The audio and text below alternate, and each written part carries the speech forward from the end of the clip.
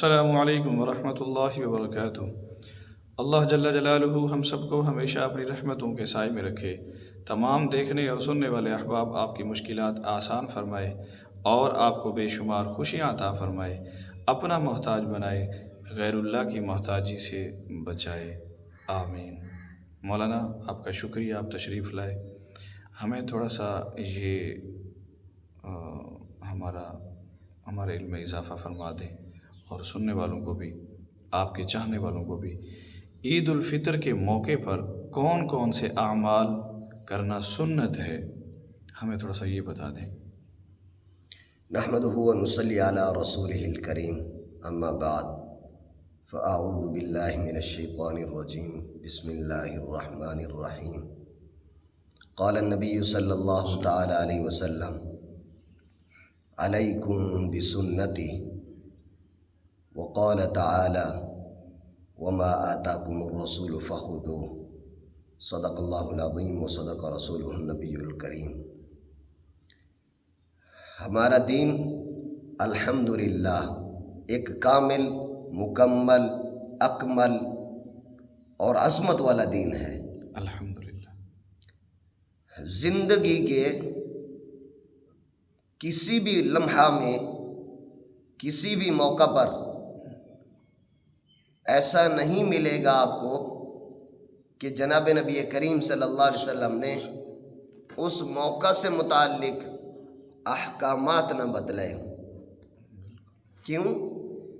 اس لیے کہ سیدنا علی رضی اللہ عنہ سے کسی نے پوچھا کہ آپ مسلمانوں کا دعویٰ یہ ہے کہ ہم 24 گھنٹے عبادت میں گزارتے ہیں، حالانکہ آپ کھاتے بھی ہیں، پیتے بھی ہیں، سوتے بھی ہیں، بیوی بچے بھی ہیں۔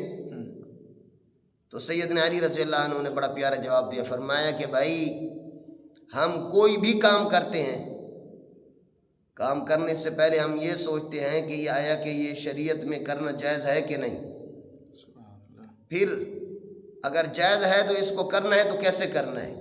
ہم اس کام کو اپنی شریعت مطہرہ اور پیارے حبیب صلی اللہ علیہ وسلم کے بتلائے ہوئے طریقے کے مطابق کرتے ہیں، وہ عبادت بن جاتا ہے۔ اب اس موقع پر بھی آپ دیکھیں، عید کا موقع ہے، ہم نے عید الفطر کی نماز پڑھنی ہے، نماز سے پہلے تیاری ہے، پھر جانا ہے، پھر واپس آنا ہے۔ تو اللہ تعالیٰ اور رسول اللہ صلی اللہ علیہ وسلم کی منشا اور چاہت یہ ہے کہ ہمارا سارا کا سارا وقت عبادت میں مصروف ہو جائے، عبادت بن جائے۔ اس لیے ہمیں عید الفطر کی رات سب سے پہلے عبادت میں گزارنی چاہیے، پھر صبح جلدی اٹھنا چاہیے،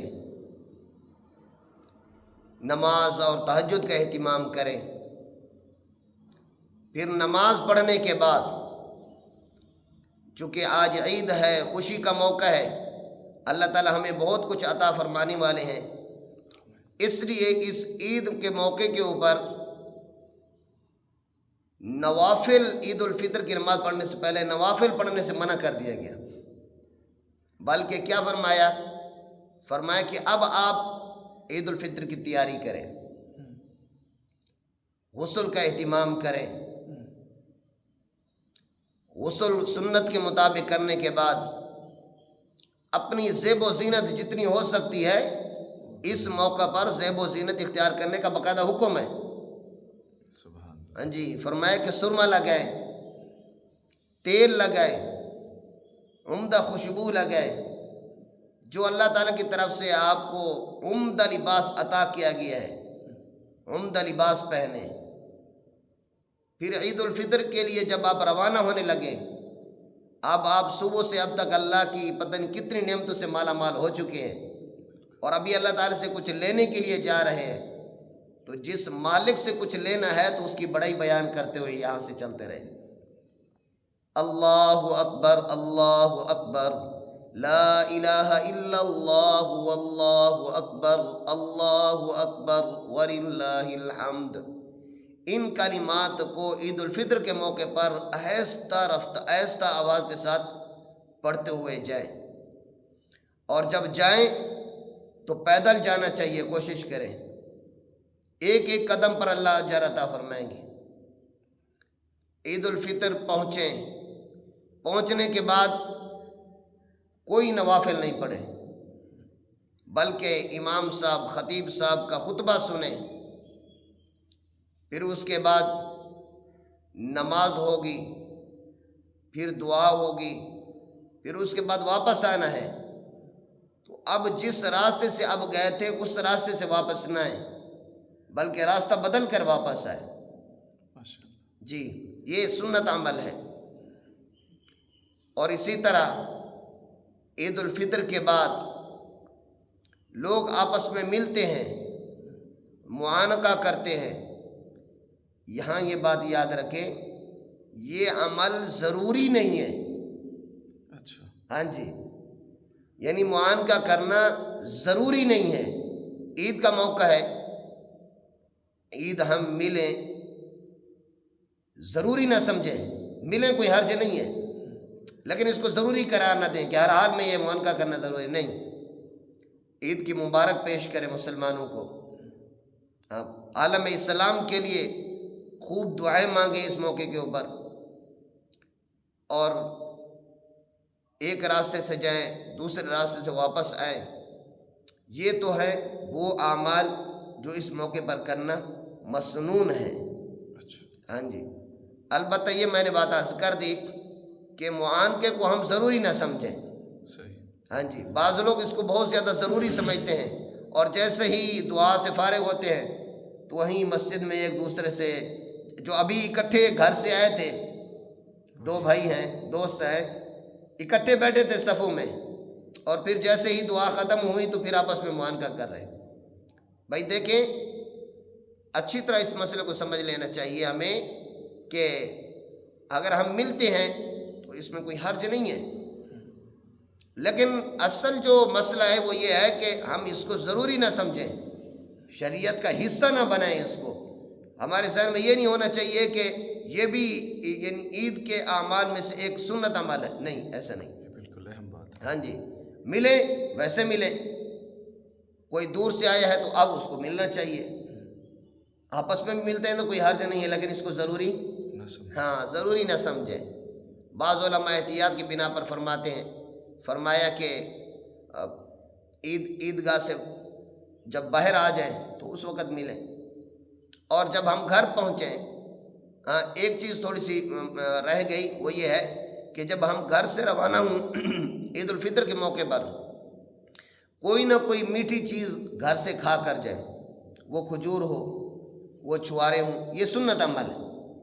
ہاں جی، اور جب گھر واپس آ جائیں تو اب یہ ہے کہ رشتہ داروں کے پاس جانا، ان کو عید کی مبارک دینا، اپنے بڑوں کو ملنا، اپنے چھوٹوں کو ملنا، یہ محبت کا موقع ہے، محبتیں ہم تقسیم کریں، ہاں، نفرتوں کو ختم کریں۔ جن کے پاس نہیں جا رہے عام دنوں میں، آج ان کے پاس بھی چلے جائیں۔ تو یہ عید خوشی کا موقع ہے، خوشی میں سب کو ہم شامل رکھیں، غرباء کے پاس جائیں، یتامہ کو ملیں، ہاں، ان کے سروں پر ہاتھ رکھیں۔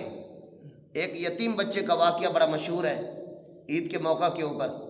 حضور اکرم صلی اللہ علیہ وسلم عید نماز کے لیے جا رہے ہیں تو ایک بچے راستے میں کھیل رہے ہیں، ایک بچہ الگ تھلگ بیٹھا ہوا ہے۔ حضور اکرم صلی اللہ علیہ وسلم نے پوچھا، بیٹا آپ یہاں الگ کیوں بیٹھے، بچوں کے ساتھ کھیل کیوں نہیں رہے؟ تو بچے نے اپنا واقعہ بیان کیا کہ اللہ کے پیغمبر علیہ السلام، میں یتیم بچہ ہوں، کوئی ایسا نہیں ہے جو میری تیاری کرانے والا۔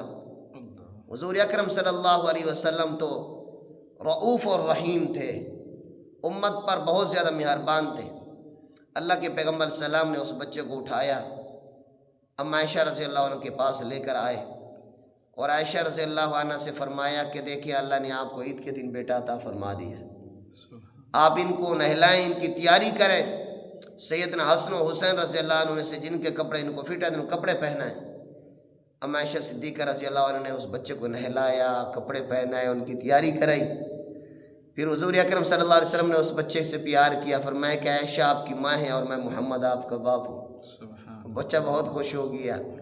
تو اس موقع پر یہ سنت اعمال ہے، غربا، یتامہ، مسکین، نادار لوگ، ہم ان کا خیال رکھیں، اپنی خوشی سے پہلے ان کی خوشی کا اہتمام کریں.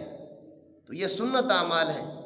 اللہ تعالی ہمیں اس عید کے موقع کے اوپر اپنی خوشی کے ساتھ خصوصاً غربا، یتیم اور مسکینوں کی خوشی کا بھی خیال کرنے کی توفیق نصیب فرما دے. وآخر دعوانا ان الحمد للہ رب العالمین. آمین. ماشاء اللہ ماشاء اللہ. اللہ تعالی ہم سب کو سنت کے مطابق زندگی گزارنے کی توفیق عطا فرمائے. مولانا اللہ تعالیٰ آپ کو جزائے خیر عطا فرمائے. آپ کی زندگی میں، آپ کی عمر میں، آپ کے علم میں برکتیں عطا فرمائے. انشاءاللہ ملتے ہیں اگلی ویڈیو میں.